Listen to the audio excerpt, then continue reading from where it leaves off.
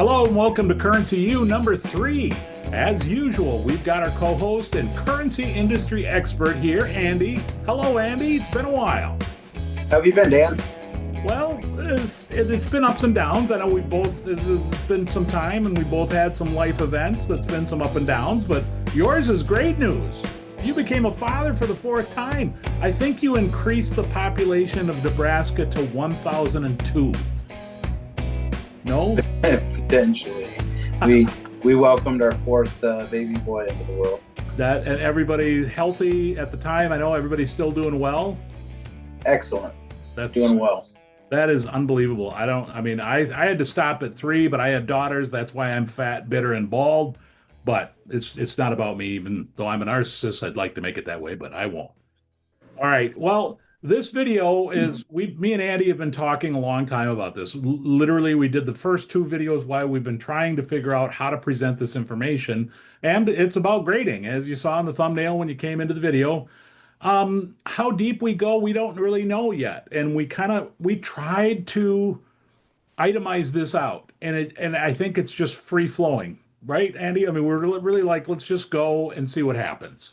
This is literally the pink elephant in the room. Everybody can see it, but the discussion is very vast and deep about it. So we're going to try to give you the general idea, to implant the seed, and then you have to kind of take it the next step when you look at it in your own hand. So this would be like the cold hard facts, and then you get to tweak your own, basically your own vision for what you like and dislike. Yeah. So And for me, it's, I will be drilling down, and this is why, I don't know, this might break into 2 videos. I don't know. I don't care. It doesn't matter. Um, I know I'm going to drill into basically where I am because, again, I'm selfish. It's about me. We all know that. But when we get down to the lower grades notes, because that to me applies to a lot of different buyers, because yes, I mean, like Ontario 100, I'm just going to call him out. He just picked up an 1880 $50, a legal tender note. And it's a grade, I think it was a grade 10. Well, that's still in a very expensive note. So you have to learn the differences and know the differences going back and forth. Now, it was a graded note, so that kind of takes it out of play. But you might run into the situations where you might really, should you be buying that ungraded note? We'll leave that to you. That's not part of this right. discussion. So before we really get going, I'm going to apologize, but we got some housekeeping because things need to be said because you know what, grading is controversial. It can be a hot topic. Um, and everybody has an opinion about that, and I need to set some ground rules and provide a disclaimer before we get going. All right. So this video is not about value. Grading and value are 2 very different things. There are many things that go into value, such as overall eye appeal, special designations such as PMG star, comments, net or details designation, scarcity, rarity, popularity.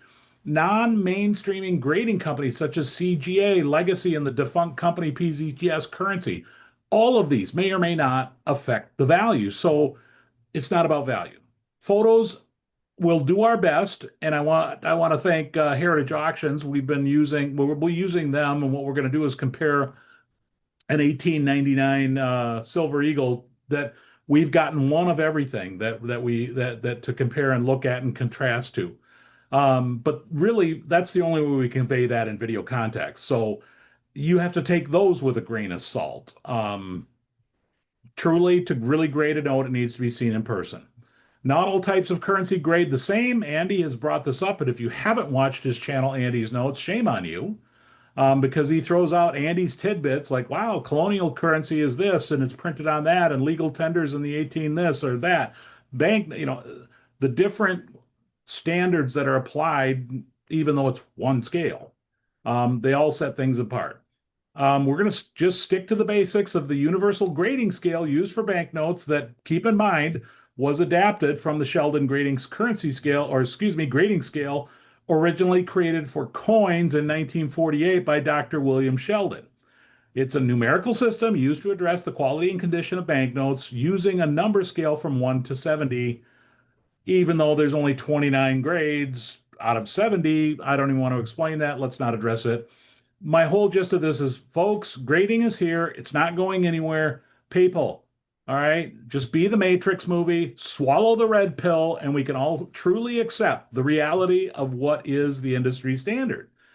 And again, I want to say we're lucky to have a senior professional numismatist and currency dealer, Andy. Thank you. No, he's not a professional banknote grader, but I believe he could be. I think there's many in the industry that believe Andy has that skill. And keep in mind, if you're going to question his recommendations, his thoughts, his beliefs, think about how many notes he's seen and how many notes you have not seen. That's a huge difference. Huge difference. But again, it's what we deal with. It's simply accepting what the currency market is today. Again, Andy, graciously thanking you for giving your time to help educate us knuckleheads, the common currency collectors, on how to better grade banknotes and provide overall comparative information between the grades for us. If you don't know, Andy is the buyer for Carney Coin Center and national banknote seller that a national banknote seller. I'm saying that weird. A seller of currency nationally. Sells on their website, carneycoincenter.com, eBay, whatnot. He has his own YouTube currency channel called Andy's Notes, as I said before. He's also on the board of governors for the Society of Paper Money Collectors. Most important to me, he's my co-host and co-creator of Currency U. This discussion video series that we've put together with Currency U is just to help educate us collectors and promote the hobby of currency collection. I know this is getting long, but bear with me. I'm not going to be nice right now. Any non-productive BS comments left admonishing the grading system, whether a note should be graded or not, or criticizing or questioning Andy's knowledge and or ability will be instantly removed. This video, folks, it's about educating all of us on the grading system of what we have today. That's it. Anything else is a different video subject altogether.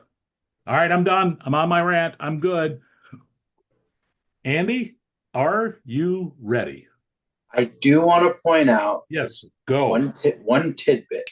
Oh, Andy's tidbits. I love Andy's tidbits. So we picked 1899 $1 silver certificate because it's probably the most obtainable in all the grades that we're going to discuss.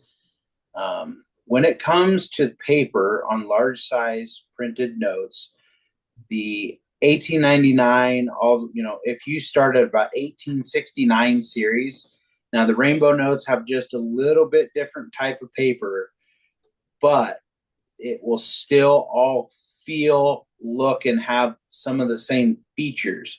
As paper progressed from 1879 or 1869 into 1875, security features were adapted to that paper. So if you learn to grade large size notes on 1869 to 1923 paper, you'll do just fine with your assessment. 1862 legal tenders is the and 1863 legal tenders or demand notes are on a completely different ballpark because the paper is completely different, as well as fractional currency. Now, fractional currency from fourth issue on use the same similar paper or the same paper, and you can grade a fractional much like a large size from fourth and fifth issue. So that's my tidbit. That, take that with a grain, but the paper similarities are very much the same, and the grading standard and scale will be pretty much on par with each other. It's just on those early notes where the scale is a little bit different just due to the paper quality, like how the paper is. So, Well, I think everybody's thinking that, and I might as well address it right now. Ask the question. Again, I'm the collector on the couch. So are you saying that like the 1862 series are graded on a different scale, a little bit? it's a little it's a little bit. I don't want to say they are looser on the grade, but there's certain conditional aspects of not just the ink and the paper that kind of weigh into the grade. These are real survivor notes. They were never meant to be saved. None of these notes were meant to be saved. But the progression from 1862 just to 1869 and the anti-counterfeiting measures, that's why you have rainbow paper. Mm. So there's things that about the demand notes and the early legal tender notes that the scale is just a little bit different on, you know. I think I pointed it out in one of your videos. I said Yeah, you're a little bit hard on your 1862 series. So but better. I'm looking at the be more conservative and realistic, I guess. correct. But that's good information. Now, I'm going to ask one more question like this because I think as collectors in general, we've heard the rumor, if it is, national banknotes always get, maybe because of the way they're cut or not cut, they get some or trimmed for that matter. Like, for example, like how is it that the New England trim style on a Yeah. banknote, right? How can that not be a trimmed, altered, whatever you want to call it, note and be a net or details? I don't understand that. So those banks, a lot of those banks were crossover banks from the obsolete days, and they were just used to trimming all the selvage off, just like on an obsolete, to make it look like a full framed issuing note. And another kind of tidbit is they actually said that it took up less space in the drawer or in the bank vault. That was Sure. kind of their thing. But there's some banks out there that are excessively New England trimmed, especially in New York and Connecticut and I believe Massachusetts, where they're just pretty much every note from that bank's that way. And it's not something you see that entered into the Midwest notes at all. And it's normally just on original series and 1875 series notes. You know, national banknotes is a whole nother beast.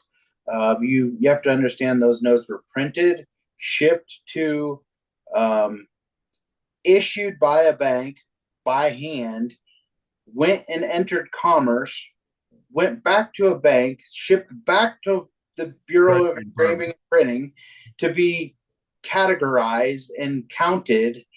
And I mean, and the fact that these things survived as the harsh conditions that they with at one point they were washing paper money and then reissuing it. So these are all like legitimate Right. nuance, Yep. and that's why. So that's kind of why we picked the Black Eagle, because you really can't raise your eyes and be like, "That's not," Right. And It's part of it, I will admit this. I mean, part of it was we were able to find an example of every single grade. correct. And tell me, that's not easy. No. By the way, I will say this, one of the funnest nights of currency that I had, also the most excruciating. We sat on a Zoom like me and Andy are on today and sat there and looked through all Heritage Auctions notes and just, how about this one? Nope, this, that. And Andy was just, it was like taking a machine gun and just peppering me. And I'm like, I don't know what you're talking about. And he's like, no, go to that note right down here. And it's just a little thumbnail.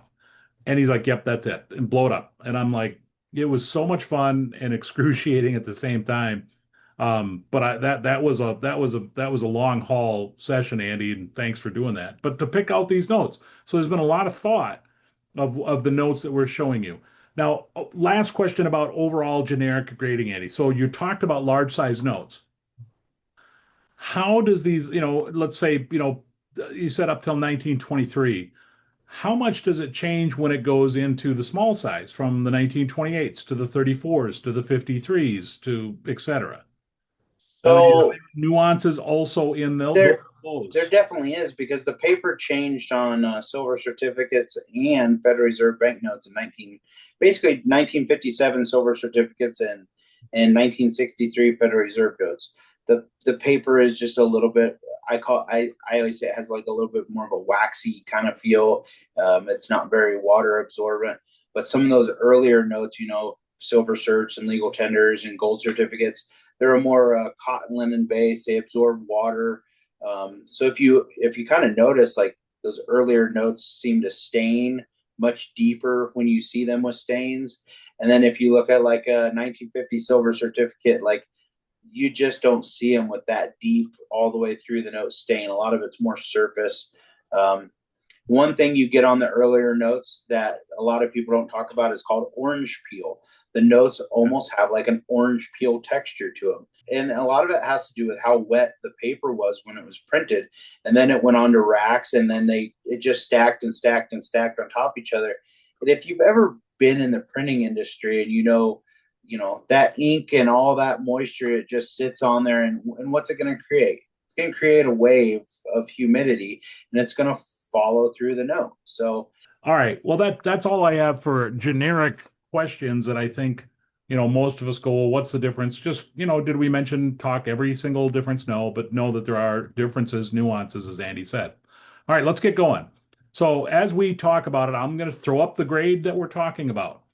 And Andy, on our list, we kind of blended some series together, if I some of remember. the grades, yeah. So like your grade 68, 9, and 70. Yeah, I mean, it's like, so that's how we're going to talk. We'll start with 70 and go, what Uh, makes a 70? And then we get into these groups. And I don't have that list in front of me, Andy, so yeah. help me with that as we go along. So, all So right, so let's start out. Grade yeah, 70.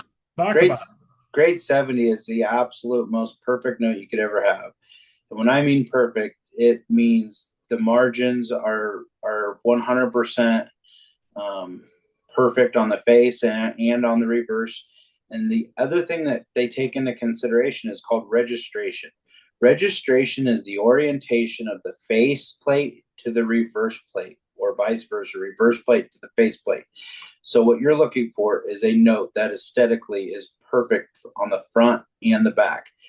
Now, the difference when you go to a 69 to a 68 is minor shifts in registration. And that's it. You really have to have the note in hand to be able to make that clarification, because you have to be able to kind of pick the note up and see through it, so to speak, with light, to actually see where the faceplate sits in conjunction to the back plate. Uh, So I'm that's ready. those Right. three grades. So, I mean, that it really is. So, does 70 stand by itself, or is it pretty much it's 70 is a 70, and then it's 69, 68, 67? Yeah, and 67 is really it's just a really really nice 66. To make a 68, 9, or 70 on a large size note it's spectacular. They're literally a one in a million thing. It's the stars, the moon, and the sky all aligned just perfect. Like it's a very impossible grade. Is it with okay? So are 16? I mean, there's the perfect note, which is 70, 69, 68, 67. Are those just a difference in margins, Andy? I mean, really, Margins and registration are what make superb gem grades, which would be 67 to 69. And yeah. it would be very hard to distinguish that grade from a photo. So we got 69, we got 68, we got 67. And I'm looking at, there are the various grading sites. They talk about minor handling. And Andy, I asked Andy about, well, you go on PMG, you go PCGS Banknote, even Legacy. And by the way, I think Legacy does a great job, not of grading notes. But their explanation, sorry, cheap shot. Their explanation of what is going into it, and I've compared all three against each other. They just give a lot more information on some of the notes, and it kind of has helped me going back and forth. But when they say minor handling, what would that be? It could be as something as minute as a small paperclip mark. Like a paperclip mark will keep a note from ever being gem, because it'll be so harsh into the paper. They do have things called like strap. It's called a strap mark, and that's where when the original bundles of notes came out, they would put the band on so tight it would either put a small cut into the margin, or it would leave a physical line in A the little top of the, imprint? Yeah. yeah, like a physical line that almost looks like a bend or a fold. We call them, strap marks. So imagine you have a stack of notes in a bank vault, and they're brand new and they're in a strap. The teller is going to go in when they do an audit to count that money. They're going to bend the first probably three or four notes over really well, and then they're going to start counting from there. And as they flick the note, they're going to catch it with their other finger, very much like an automated currency counter. And that was their job, was to audit the account, audit the books, and say, okay, they say we have $3,000 face of paper money in the vault, we're going to go count it. And that's what they would do. So there's also another little handling point that you'll see on, and you will see this on 65s to 66s, but the corner of the note almost looks like it's rolled up. And I don't mean the corner, I mean like a third of that corner. So imagine you just folded that up and then you kept folding more notes against that. They call that a teller mark or a cashier's counter mark. And that's also not discounted. I have seen notes grade 67 that have minor counter marks on them. I once upon a time had a like a 1934 that graded 67. That was the most 69 I have ever seen in my life. But they were never going to give me the grade because it had a slight counter mark. So Okay. that's something you hear dealers say is, oh, these, they're fresh, they have counter marks on them. So it's not a fold. It's not and I believe they also did it at the BEP. They counted that money prior to shipment. So So, all right, so that's the superb gems. Now, going between kind of here's a break, right? 66 and 65. What when you get into the 65, I mean, it's full margins, reasonable centering, not perfect. What is the big break, the number one that you see between, because that's a price point in a lot of places where 65 to 66. What's the big difference? most of the time on large size, it's orientation of backplate. Orientation of Orient, back. Okay. yeah. So the registration of the backplate. A lot of times, 65s have what we often refer to as like 64 centering on the backplate. The faceplate will give you that look of a 66 or a 67, or maybe higher. But the backplate will be shifted bottom left or top center. It's just that's the look. 66s are normally super well centered back plates. They can have a minor shift left, right, top, bottom, but they're usually mostly well centered, but better than the faceplate. The faceplate holds the grade. So that really kind of is the big determination between 66 and 65. Correct. I mean, you see it out on the other, the grading companies, their descriptions. Again, they talk about the margins being reduced, blah, blah, blah. A little bit more handling. They talk about that. Embossing comes up as far as, is that a bit, is it 65, the embossing less than a 66? No, I mean Not a thing.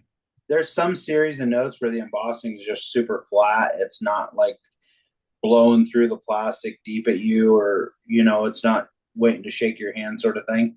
Um, Especially in Black Eagles, like 236s don't look anything like 226s. The inks are different, the embossing's different. Ah, got it. That's one of the nuances. Like I can hold Black Eagles and I'd be like, oh, this is a 234 or 235. Like you just feel it or know it, or Sure. you just tell. But 65 to 66 are pretty much the very similar in grade. It just boils down to that centering of the plates. Registration isn't taken into account until 7, 8, 9, 70. So Okay. Oh, okay, good. That's a good one. All right. So 64, when we go down to 64, choice uncirculated. Again, big difference. That seems to be another big leap, from a price point. That it's like, oh, I didn't get the 65. the big telltale on threes and fours, a three will have such a thin sliver of a margin on the top or the bottom that it will nearly and or can semi enter the design. You'll see a lot of crooked cut, uh, not just silver certificates, but legal tenders as well, where they're just not straight. 64, you'll see a hint more margin on top and bottom. They can still have a little bit of a sideways sliver cut, but it's really where the white meets the black. You know what I'm saying? Like Yeah, yeah. it's got to have, in order to make 64 grade, it's got to be centered and then have white all the way around the black. So So, and then so 63, 64 kind of go back and forth in a grouping, at yeah, least in my book. And one of the things I asked that I'm most confused about, if you've ever searched, by the way, for the next group down, 60, 61, 62. and go on to Heritage and try to find a grade 60 note, try to find a 61. They are few and far between. I kind of like, well, why even have them, Andy? I mean, why is there 60, 61, 62? What Okay, is, they're Unk banknotes, but they are. This is my best description. 62 will look a lot like 63. However, there will be almost zero white on one of the margins, and it will mostly be into the design. That is a product of just bad alignment when cut. Those notes were all stacked up and cut at the same time. So the registration is either off or the sheet alignment going into the machine is off. That's why you get a sliver of the top or bottom of the design be removed. When you go into 61, 61 is a grade that's reserved for a note that should grade 62, 3, or 4, but has some sort of defect or flaw that keeps it out of those grade ranges. Or they have some sort of paper flaw that's maybe like paper bubble is a perfect example. Paper bubble is not something you can see from a photo. It's something you have to have in your hand to see it. So they are allowed. 61 is a grade reserved for flawed, uncirculated notes. That's okay. that that's my answer. No, I mean, you're again, I'm not testing you I again. don't know what BMG says. 61 Yeah, is. no, you are. I mean, it is following closely along, and I'm not trying to compare the two. It's just that's what's out there. So this is where it's like, okay, and PCGS Banknote does a much better job, although it's funny that they're saying the centering may be interrupting the design considerably. So that's Correct. what Andy was talking about. Um, but this is the first time that you see it on 62 where they talk about foxing. What is foxing, Andy? It's basically paper damage from the result of bad environmentally uncontrolled area. So it's misstoring your note. And I will say this: I think foxing conditionally existed during the printing process because Mm. here you're getting these large groupings of paper that you start printing on. I have seen small foxing spots in the margins on notes, on fresh pack notes. Like in the middle of the pack, you'll just have a foxing spot in the margin or on someplace on the note. The other thing you have to remember is this is a printing press. They're not clean. This is not a clean environment by no means. There's going to be other conditional issues like carbon spots. I've seen small little rust specks. That could be a But piece. yeah, and they Yeah, both of these talk about generic smudging or things like yeah, that. yeah, yeah, yeah. Yeah, yeah. I've seen legit fingerprints And on notes before. all right, so let's move on. I want to keep a pace here. Yep, let's go. Because again, you're never going to see these notes. It's rare. Grade 60, obviously the first level of Unk comments. 60 is a grade reserved for a grader who doesn't know the difference between a 62 and a 58. That's Okay. my that's my best. Oh, I love that. Uh, Um, the I mean, 60 grade. PCGS Banknote, let me quote up. The grade of 60 is not offered encountered. I mean, it's just bam. They're like and so that's where I think it applies to what Andy just 60 is made. just it's a marketing grade is what it is. It's like saying here's these 58s that we think could be Unk.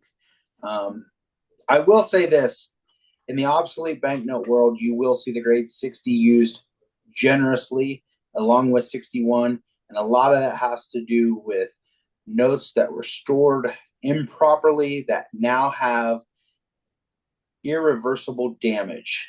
And that damage being the one I've probably seen the most is insect damage or like silvering or heavy foxing. Yeah. I mean, keep in mind, I mean, a lot of these notes, especially when we're talking about large size, were kept in bank vaults that were probably not controlled anyway. It could have No, been. it's hard for people to believe that there's just no such thing as like the absolute most perfect note. And that's why 70 is such a special grade. there's little things like you really have to think about how was this note printed? How, like, what is its time travel in life? Who's handled it? Where has it been? How has it been stored? What state are we in? What state did it come from? I mean, there's just so many things. Right. All right. So then we get into the about uncirculated, and that starts out, and I'm always perplexed, that the high end notes, which are, there's less of them, obviously, have like more grades to select from. So there's four grades in about uncirculated. So what's the dig? You don't want to get stuck with the 58. Obviously, you're in the stink hole if you play cribbage, right? You're not going to win. You just missed out. You don't like that grade.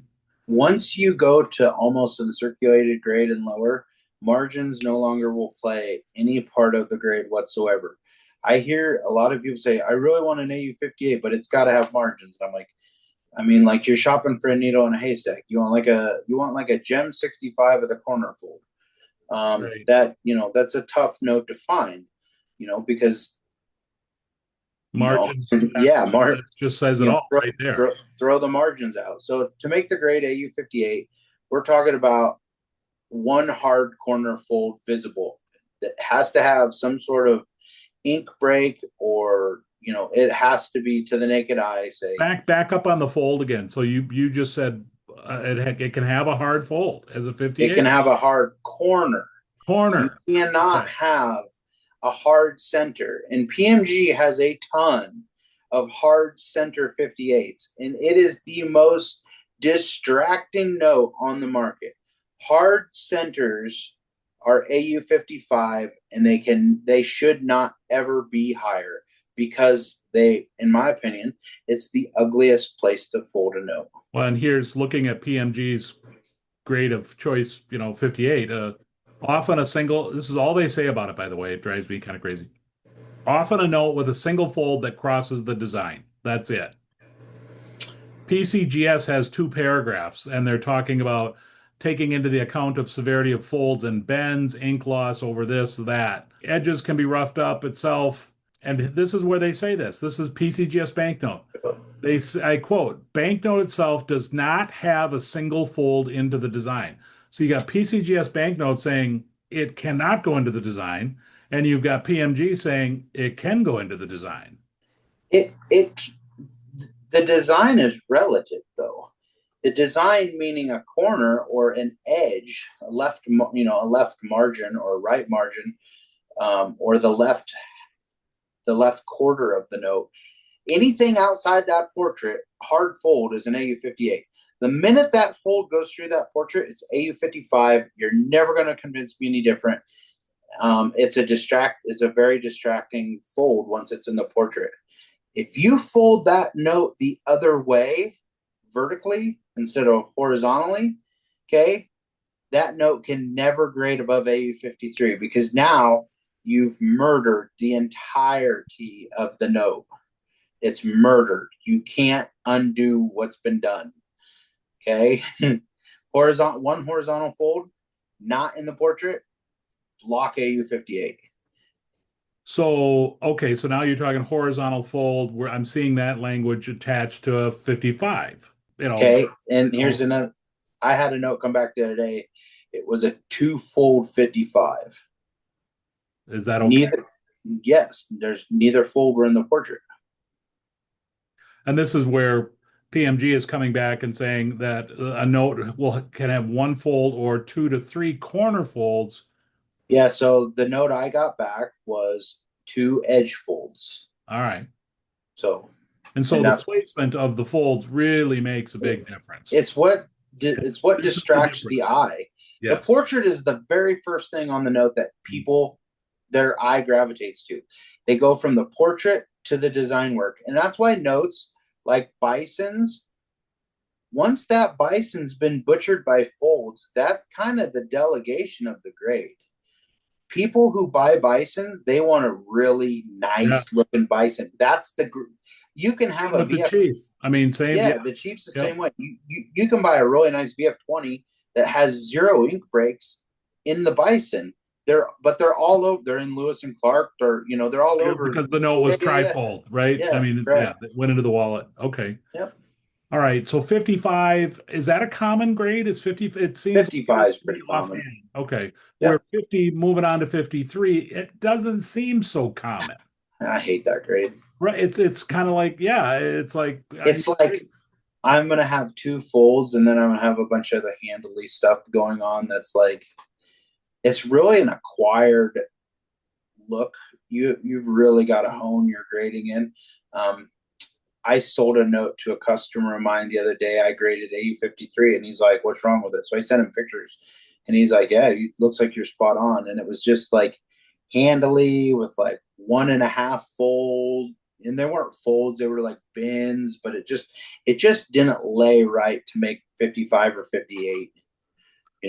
It's really an acquired, like it's like a fine whiskey. You've got to drink a lot to know exactly what you're tasting. well, and I could be wrong. I mean, I look at the about uncirculated as kind of the last. I really don't believe this for me, but at least in the perception, it's kind of like the last higher end banknote grades, the about uncirculated. So you want Yeah, to, and then you get into the 40s. And they talk about folds and what types of folds. So folds, like when you go down to AU50, you can have more vertical or one horizontal or what, there's more folds. Obviously, there's not three, right? Not going to be three. That no, seems there is. there is. You How can have folds through the paper? you can have a Okay. I got a three fold AU50 EPQ is a very common grade, and really what that boils down to is two hard folds in the design work, and usually one hard corner. I have had three hard folds in the note with no corners and still grade AU50Q. AU50 to me is just like it's like a souped up XF. It's just really, really nice. Like, And is it the variation of how quote unquote hard those folds where it will fall yeah. to a 45 to the AU from the So AU? imagine you fold that piece of paper over and you take your fingernail and you just really get it Yeah. flat. That's a Like crease fold to that's me. an XF45. Okay. Let's say All you right. just, let's say you just, Interesting. you know what a trifold wallet is, right? Yeah. Yeah. Everybody's dad or grandpa had one. Let's say you throw a fresh, crispy 20 in that trifold wallet, right? And you pull that 20 out and it lays on the table and it looks kind of like an M or a W. Yeah. That is an AU50. Okay. That's my best explanation for it.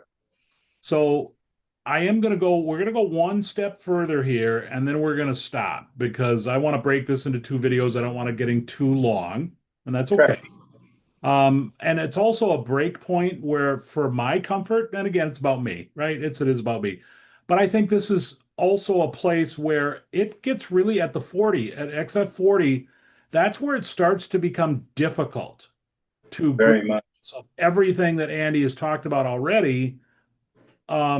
But so let's and what's the biggest thing that you hear about? Okay, it's an XF45. It's got this, so that's going to make it this. There's the threefold thing that I hear. It's I've seen some four-fold XF40s, and that's usually three hard folds and one really hard corner. And it's the corner doesn't meet the design work, especially on notes that have really big margins. A 45 has to just be a perfect trifold, never been played with, never been, it is what it is kind of a note. Still has all of its integrity, what they say, integrity left in the paper. Um, and PMG describes it that they're saying two to three, and they say heavy folds, one can be horizontal. So they still only want to see, and not, horizontal folds are, I think, more rare than vertical, but Double folded it, one horizontal and one vertically. I guess that would qualify for XF45, maybe AU50, just depending on the harshness. But that note, I've never had that note appear. okay. So So with the 45, I mean, they're saying, yeah, you can have three moderate folds. referred to as storage folds, which I think you're talking about your trifold wallet, right? Yeah, trifold That wallet. kind of makes sense. This is PCGS banknote. And a moderate vertical fold, the presence of two very hard vertical folds, as opposed to, whatever, the three. Um, what is the biggest difference between a 40 and a 45? So I'm going to give you an example.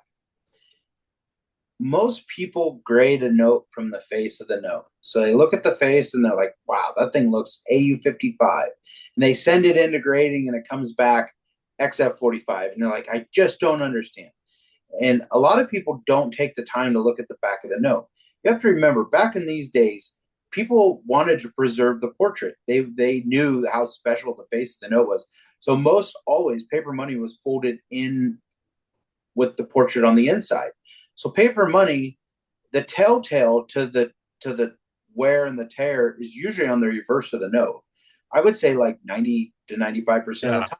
right. So people look at the face and like that thing is AU. I'm buying it. I'm sold. And then they send it into grading and it comes back XF45. And like, I just don't understand, you know. And what they didn't understand was they didn't look at the back of the note and go 1, 2, 3, 4 or 1, 2, 3. And that's kind of XF40 to 45. It's very hard to distinguish. To me, I don't mind having a hard fold on an XF45 if the hard fold breaks the ink on the back of the note. If that breaks the ink on the face of the note, to me, that's a 40 over a 45. It's more of an eye appeal because once you break that ink on that portrait on a trifold, that's kind of lacks that eye appeal that really makes you go, this should be a 45. I'm just gonna say, I mean, I'm still very gray, muddy on the difference between 40 and 45. Um, and that's okay. I mean, this is where I encourage people to go to these other sites because obviously they're very close in nature. Andy, is there a big price jump between a 40 and a 45? Like on a Black Eagle, not a lot, 30, you know, I mean, 20 to $40.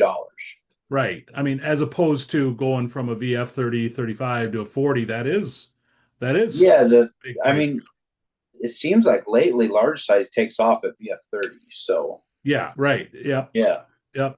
And then, so I mean, with the 40, and then that's where we're going to kind of stop for this video.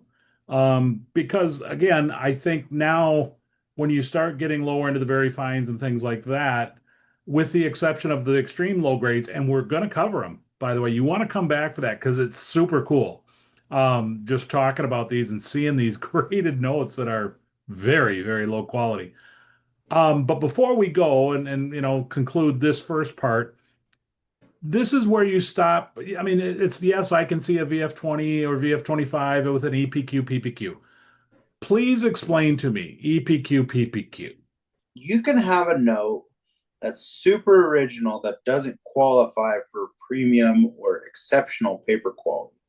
And I tell this to a lot of people. I said, that's like a little bonus designation that says that the grader says this note looks and feels and smells fresh. But there's definitely other things that go on that will will keep a note from EPQ.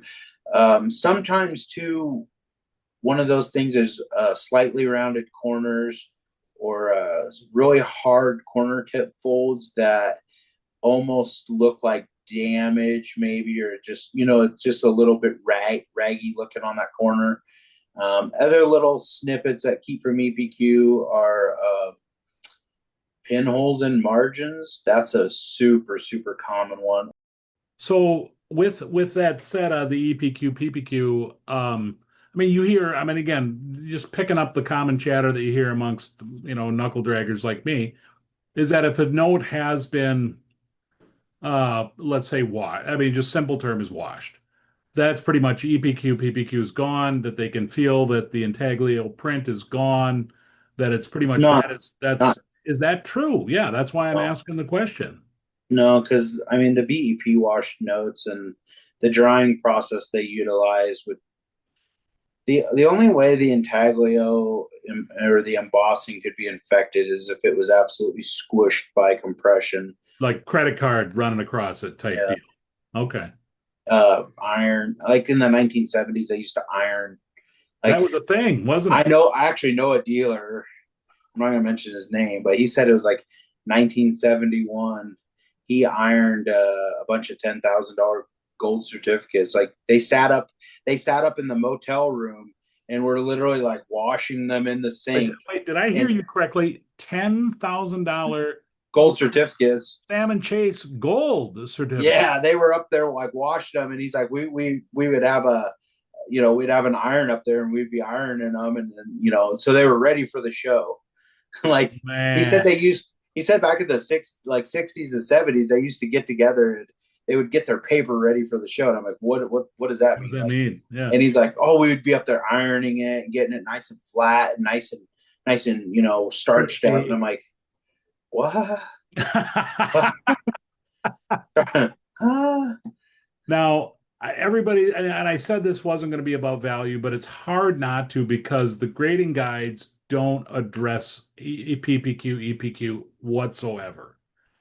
So there is going to be a bump. I'm not going to put you on the spot for a percentage on that, but in general, PPQ, EPQ will have a little bit more value. Yeah. This is something I've talked about with grading companies before, and we're kind of on a similar page.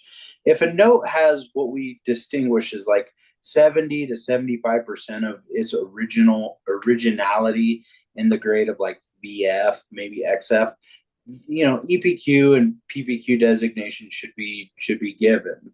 Um, Now, when it comes to uncirculated, you want like 95 to 100% originality for the, you know, it's really a greater discretion. Now, in the grading process in a grading room or grading environment, you have a grader, then you have a finalizer, and then normally you have a senior finalizer.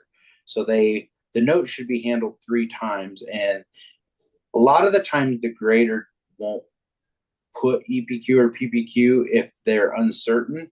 They might leave like a comment in their grading box, and then the finalizer, the senior finalizer, is the one that will add it based on what they've handled and or seen.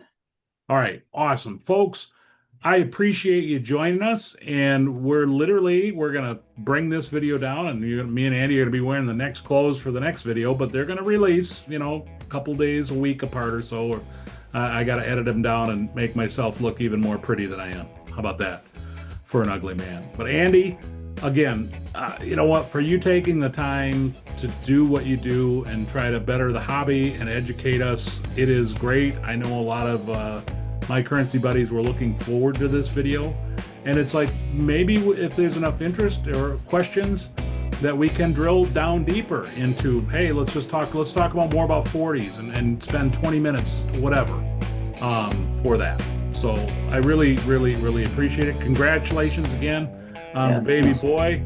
It's kind of scary that you're reproducing, but whatever, I won't go there. Aren't I a nice guy? I'm just super nice. All right, folks, that's it for Currency U number 3. Sorry it took so long to come out. And grading video number 1. We'll be back with grading video number 2. Thanks, Dan.